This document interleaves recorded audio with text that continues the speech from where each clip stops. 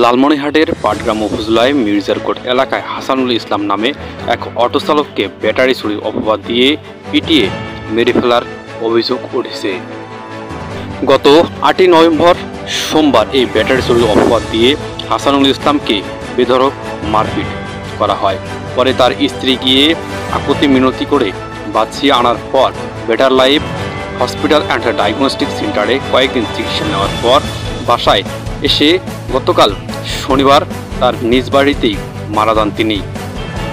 বিষয়ে হাসানুল ইসলামের ছোট ভাইয়ের স্ত্রী বলেন,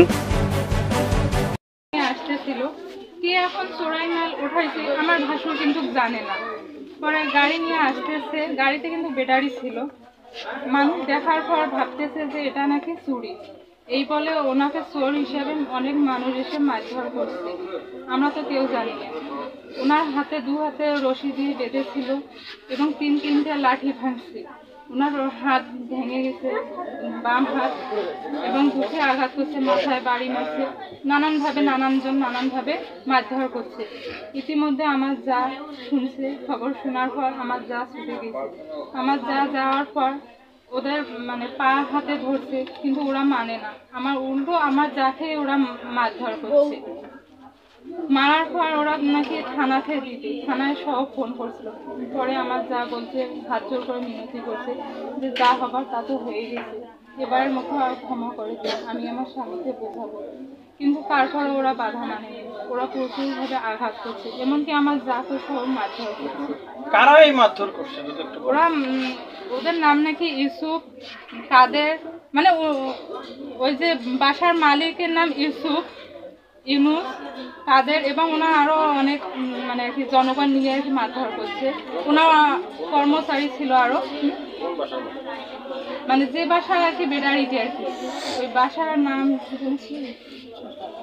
এ বিষয়ে হাসানুল ইসলামের ছোট বোন আদরি আক্তার বলেন, আমার ভাই ব্যাটারি চুরি করতে পারে, তার জন্য কি আইন হাতে তুলে নিয়ে তাকে পিটিয়ে মেরে ফেলতে হবে? দেশে কি আইন নেই? দেশে কি বিচার নেই?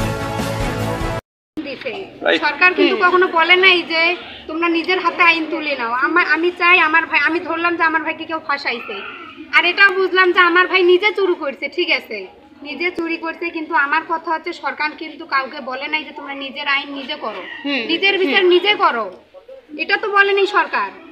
দোষ পাইছে, 2টা তালা খবর দিল হয়, আইনের হাতে দিল হয়, 2 বছর 5 বছর জেল দিল হয়, আমরা মানি নিতাম। কিন্তু একটা মানুষের জীবন নিয়ে ছিনিবিনি খেলা, এটা তো ঠিক না। গরিবের জীবন কি এভাবে বিলিয়ে দেবে? আজকে যদি আমার ভাইয়ের বিচার না হয়, আগামী দিন আপনাদের ঘরও কিন্তু ভাই বোন আছে, আপনাদের ঘরও এরকম ঘটনা ঘটতে পারে, তখন কি হবে? এখন আপনি আপনার ভাইয়ের কি বিচার চান বলেন? আমার কথা যেটা ভালো হবে সেটাই বিচার চাই আমি, যাতে নেক্সট টাইম এভাবে আরো কারো ঘর থেকে, কারো মায়ের বুক থেকে কোনো সন্তান না হয়, কোনো সন্তান জানি এতিম না হয়।